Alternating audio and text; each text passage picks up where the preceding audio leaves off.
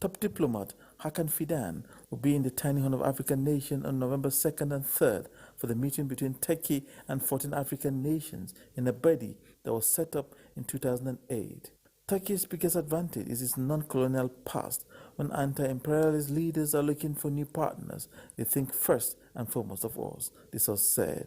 Although the Ottoman Empire ruled over many territories in Africa, it lost control of them in the 19th and early 20th centuries before the Turkish Republic emerged from the ashes of its collapse in 1923.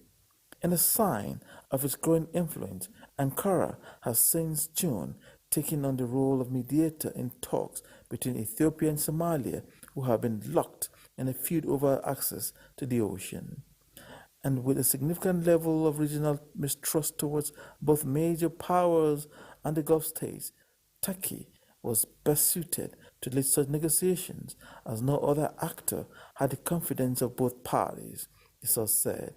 Despite difficulties, talks between Ethiopia and Somalia were moving forward at their own pace. Such confidence was born of a well-established Turkish foothold in Somalia for the past 2 decades, where it has invested in agriculture and built the airport in Mogadishu, a military training center, schools, and a hospital. Last week, Turkish exploration vessel, the Oruk Reis, arrived in the Somali capital to start searching for oil and natural gas under an agreement which allows it to drill in 3 areas, each measuring roughly 5,000 square kilometers. Similar exploration agreements for oil and gas, as well as mining, were also signed between Turkey and Niger in July and October. Turkish mining company NTA has 3 gold mines in this Sahel nation, which is also rich in uranium. There's also the potential for oil and natural gas, said Turkish Energy Minister Alparslan Bayraktar this summer. The mines are protected by Niger military, and Turkey is widely regarded as a security partner by many countries in the region. Over the years, Ankara has signed military cooperation agreements with more than 25 African countries, supplying them with Turkish-made weapons, including drones, helicopters, training aircraft, and armored vehicles. And its hostile stance towards West-imposed sanctions on the military regimes of Niger, Burkina Faso, and Mali has also helped its ties with these nations. Turkey is also 4th largest arms supplier to sub-Saharan Africa, according to a study published by the Stockholm International Peace Research Institute in March. Trade between Turkey and African countries in 2022 is set to exceed $40 billion. And Turkish Airlines operates flights to some 50 destinations across the continent of Africa. Kolo Muhammad, NTA News. Moldovans have been heading to the polls this Sunday in an intense presidential election runoff that could play a key role in the country's European future, amid fears of Russian interference. Kulu Mohammed again reports that the nation seems divided for or against the EU and Russia. Pro-EU incumbent Maya Sandu scored for 2.5% of the vote in the first round of the presidential election 2 weeks ago.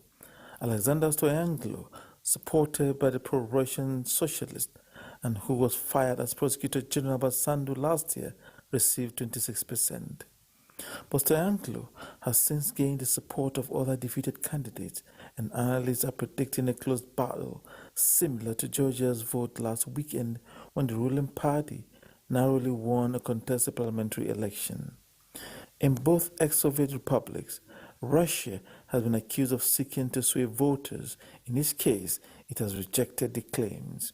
Sandu, a 52-year-old fervent pro-Western former World Bank economist, blamed foreign interference for the narrow EU vote when 50.35% backed membership. Police said they have uncovered a Russian vote-buying scheme that could have affected up to a quarter of the ballots. For the presidential second round, polling stations open 7 a.m. and will close at 9 p.m., with the first partial results expected an hour later. Ahead of the vote, Sandu's camp intensified campaigning on social media and in door-to-door visits in villages to try to counter any vote buying. Let's remain mobilized so that the honest votes determine the outcome of these elections and not the bought ones, Sandu said in a video message on Friday. In messages sent to mobiles and even broadcast on supermarket loudspeakers, police have been telling people offered money for their votes to refuse. Police have reported a massive phenomenon of people receiving calls, emails, even death threats to influence ballots. Prime Minister Dorian Russian has called it an extreme attack to create panic and fear so that people will be afraid to go out and vote. Sandu applied for Moldova, which has a population of 2.6 million, to join the EU after Russia invaded Ukraine in 2022. Accession negotiations formally opened in June. Moldova is already deeply polarized. A large diaspora and the capital mostly favor joining the EU, while rural areas and the pro-Russian separatist regions of Transnistria and Gagauzia are against it. Kolo Mohammed, NTA News. Kogi State has been rated among the states in the northwest with a number of CRESL sustainable landscape interventions following prompt payments of its counterparts' funds. Charles Alpha reports that the World Bank and the federal government's Special Implementation Support Team was at the Ankpa Gully Erosion Stabilization Site for an on-the-spot assessment. Erosion for years has been one of the major causes of displacement of people living along the corridor in Ankpa local government area of Kogi State. But after the Akrisal State Project Management Unit received additional 600 million naira to the 400 million naira already on ground as counterpart funding, it was no surprise the extent work has gone when the Special Implementation Support Team of the federal government and the World Bank embarked on a site inspection of the Ankpa Gully Erosion Channelization and Rehabilitation Project, which revealed remarkable progress. In Ankpa, we say that we are impressed so far with the work on the ground. Our only comment will be to speed up the implementation. The quality of work done here is world class. We're happy to report that the contractor is living up to the specifications that we saw designed, approved from the Federal Project Management Unit. So far, the project has recorded successful execution of the Safe Life for Enabo and 300 water harvesting projects for dry season farming in Ankpa communities. The gully erosion isn't the only Akrisal project ongoing in the area. After Governor Ododo flagged off the first phase of the Community Revolving Fund, about $250,000 was disbursed to 20 CIGS in 10 communities, with a total of 208 beneficiaries. The project has also supported farmers at the watershed with 30 hand-holding tractors and irrigation pumps at Etahi, Omigbo, and Ankpa to increase agricultural production and income generation. Charles Alpha, NTA News. Uhuafo Nome community in the Nkanu East local government area of Enugu State now has 24-hour power supply with the inauguration of a 100 kWp solar hybrid mini-grid federal government project. This is in line with the renewed hope agenda of President Bola Tinubu centered on inclusive development. Comfort Aim was at the inauguration ceremony performed by Governor Peter Mba alongside a team from the Rural Electrification Agency. The state is one of the fastest growing states in Nigeria with an increase in the growth of businesses. As the state advances its electrification pathway in line with the 2023 Electricity Act, the Rural Electrification Agency, REA, has recorded its impact in the state.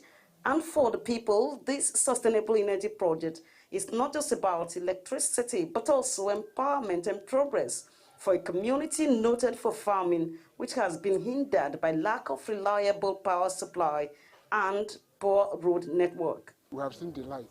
The one they give us is free. But now they have brought prepared meter, which means the amount we paid. When your money finished, your light will go off. Okay, a remote village in Nkanu East that has not had light for the last 9 years. This new power supply has brought a lot of relief and happiness to millions of thousands and millions of our people. We are so grateful to the government. Representative of the Managing Director, REA, says the REF has aided the deployment of over 50 solar mini-grid nationwide with the aim of promoting safe and sustainable energy solutions to mitigate the effects of climate change. The commissioning today comes at a time when there is a strong call for action on promoting safe and sustainable energy solutions to mitigate the effort of climate change and reduce greenhouse emissions. Performing the inauguration, Governor Peter Mbah represented stated that the project provides the state the capacity to create SMEs and enhance the living standard of the people. Our heartfelt gratitude to the Rural Electrification Agency for their unwavering commitment to bridging the energy gap in Nigeria, particularly on served and underserved communities. The power projects under the Rural Electrification Fund 2 comprises 256 solar panels, 2 inverters, 26 battery bank and internet device to ensure optimal performance. In Enugu, Comfort, Ayim, NTA News. Meanwhile, Minister of Works David Umahi and some members of the National Assembly were on a 2-day tour of the ongoing Lagos-Calabar coastal road construction beneath the 11.8-kilometre section of the third mainland bridge. Lanre Gbeleyi reports that the delegation expressed satisfaction with the level of work done so far. The tour of the project started with the Minister of Works taking the National Assembly members round the first segment of the 700 kilometers Lagos-Calabar Coastal Highway. The road, the National Assembly Committee on Works described as a step in the right direction for the socio-economic development of the nation. Traveling this way, down to Ekpe, down to across so many states, up to Calabar, is a game changer. The lawmakers also monitored the commencement of major repairs and restoration work underneath the third mainland bridge. While speaking on the urgent need to ensure completion of the damaged portion underneath the third mainland bridge, the Minister of Works, David Umahi, revealed that human and marine impact over the years had caused corrosion of pier casings, thinning of bridge bearings, and many more necessitated the repair works. Chlorination is the ability of the pipe cap to absorb the, chloride water, and that is what is attacking the rod inside. And if that is not, arrested, what you see is that suddenly this pipe cap, very strong structure, will become like biscuits. We need to thank Mr. President. It's President that came to correct the ills of this country. These bridges are critical infrastructure, and we must see it as such as Nigerians. Other projects inspected during the tour were the Eco Bridge, Kata Bridge, and Marina. The minister also met with the contractors handling the projects, where he requested that a 1-hour documentary on all the repair works be done in 7 days and will be presented to the President and the National Assembly for allocation of funds to enable smooth completion of the ongoing major repairs. In Lagos, Lanre Gbeleyi, NTA News. To Kaduna State now, where the federal government has been seeking public understanding and support for President Bola Tinubu's policies by avoiding politicizing critical government decisions aimed at providing strong bases for the nation's economy. Minister of Information and National Orientation Mohammed Idris made the plea when he visited the Federal Radio Corporation of Nigeria, Kaduna National Station. Clement Oloruntaba has details. The minister, who was received at the premises of NTA FRCN by the management of both organizations, featured on FRCN Current Affairs program, Hanun Yawa, and later NTA Kaduna Current Affairs program, to spell out President Bola Ahmed Tinubu's policies thrust to Hausa-speaking communities. The CNG initiative, for example, outside the one of the fuel subsidy, President Bola Ahmed Tinubu came up with this CNG initiative, quite had a presidential CNG initiative.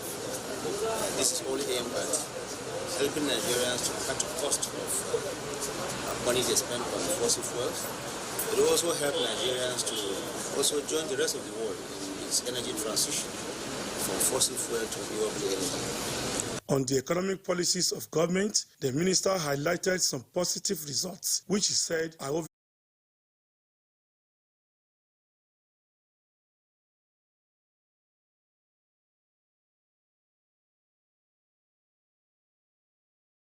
punishable under the law. Vandalizing electrical equipment will affect millions of Nigerians, including your loved ones. Remember that national assets belong to all of us, hence the need to protect them.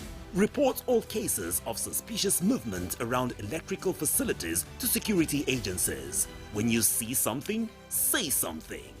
This message is from the Federal Ministry of Information and National Orientation in collaboration with the National Counter-Terrorism Center, NCTC, Office of the National Security Advisor.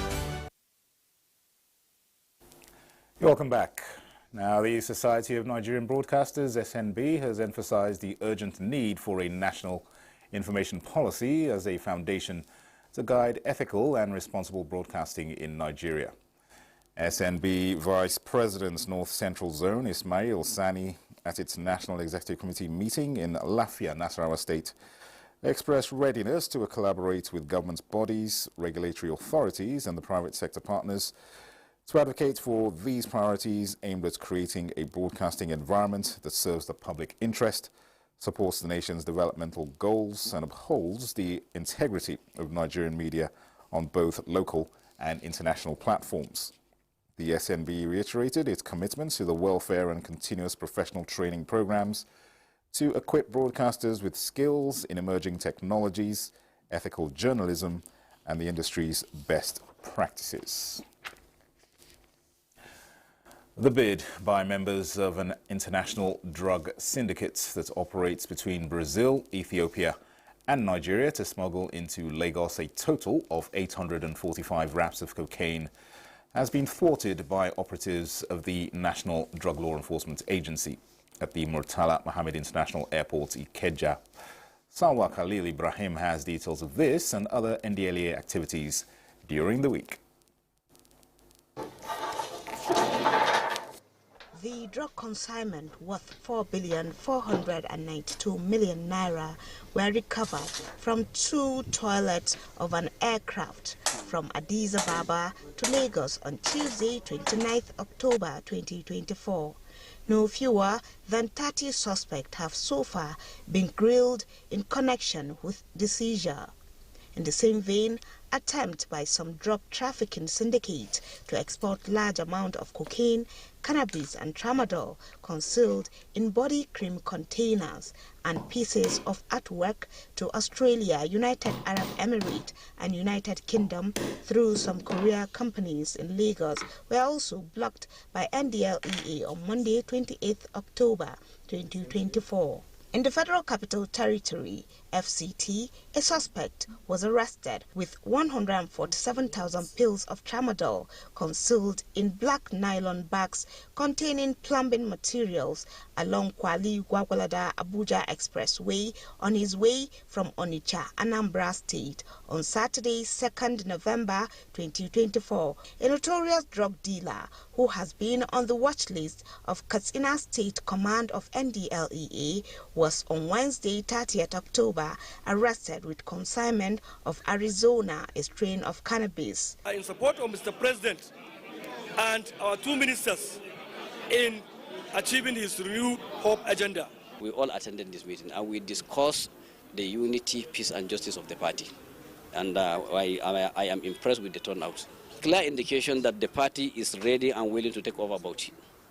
Other speakers at the APC conference, while encouraging members on the need for discipline, also assured their commitment to ensuring a long-term plan for the APC to remain a leading political party in the country.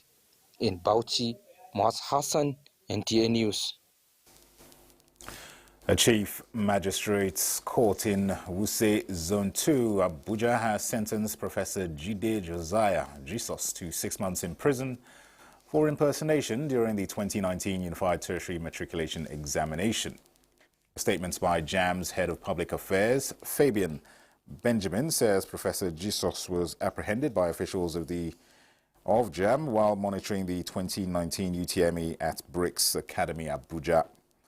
Jesus had presented himself to JAMB examination officials as a representative of a non-governmental organization, claiming he was there to oversee the examination. However, his deception was uncovered when he was questioned by the leader of the monitoring team in the examination hall, who asked him to clarify his purpose. Unable to substantiate his claims, Jesus was arrested and handed over to security personnel for further investigations.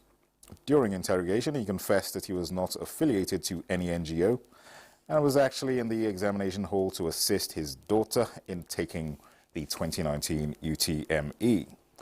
Chief Magistrate Justice Folashade Oyekan found Jesus guilty of a one-count charge of impersonation and sentenced him to 6 months in prison with an option of a 100,000 naira fine. The Center for Journalism, Innovation and Development is leveraging its Dubawa project to train youths in digital content development and management. The campaign, tagged #WeekForTruth, is being supported by the National Endowment for Democracy and the Dutch Embassy in Nigeria. Tokbe Alabi reports. The 2024 theme of this year's Global Media and Information Literacy Week is highlighting the transformative impact of generative artificial intelligence, digital content creators, and the public court. The initiative is to encourage youth of school-age brackets to always verify statuses of news materials, online content, and startups before dissemination to avoid misinformation and fake news. So whenever you hear a rumor, you need to double-check it with other sources, official sources, and then I felt fact-checking is so important wherever you are, not only in this country but also in the Netherlands. If I cannot confirm something from 3 independent sources, then it is not worth to be published. Dubawa in Hausa means to check the information, whether they are true and whether they are valid before making use of them. With this, knowledge and with this education, there will be no looking at not everything I hear, not everything I read are actually true.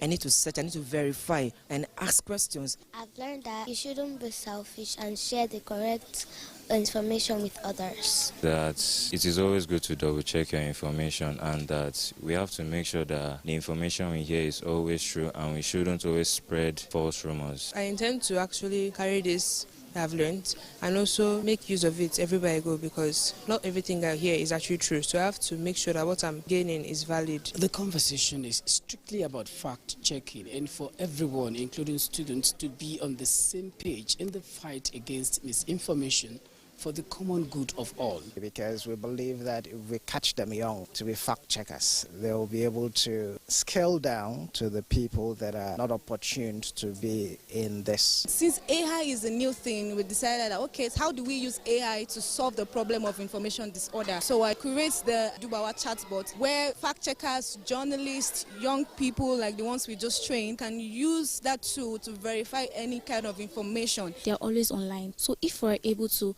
teach these people on how to fact-check information, it reduces. They tell their parents, if their parents say, oh, I heard so and so, they're able to say, Mommy, let me fact-check it. Since its inception in 2019, over 300 volunteers have participated in the campaign, with Dubawa's presence in Nigeria, Ghana, Sierra Leone, Liberia, Senegal, and the Gambia. In Abuja, Tokbe Alabi, NTA News.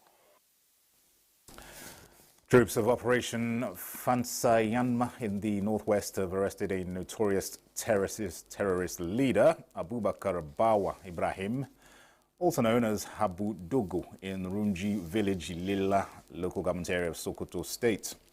Statements by the Director of Defense Media Operations, Major General Edward Buba, revealed that Habu Dogo is a wanted terrorist on the watch list of security agencies both in Nigeria and Niger Republic, due to the transborder nature of his terrorist activities.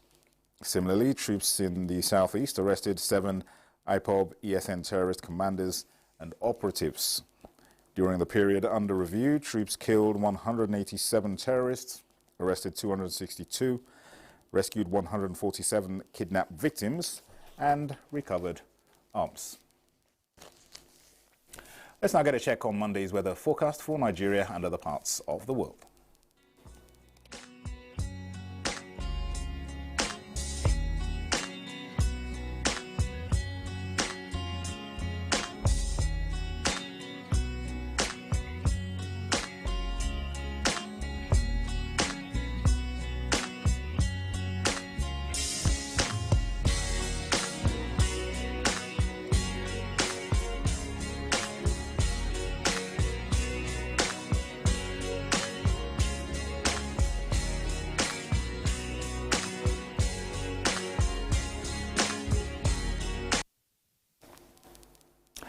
Well, that concludes the news on NTA International. Many thanks for being a part of it. I am Dennis Adegunloye.